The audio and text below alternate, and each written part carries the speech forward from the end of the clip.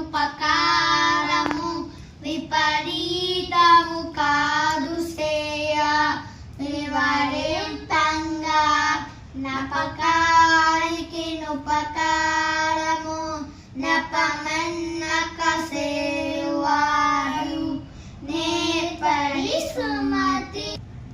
Hi అండి, అందరికీ నమస్కారం. Welcome to Valli twins.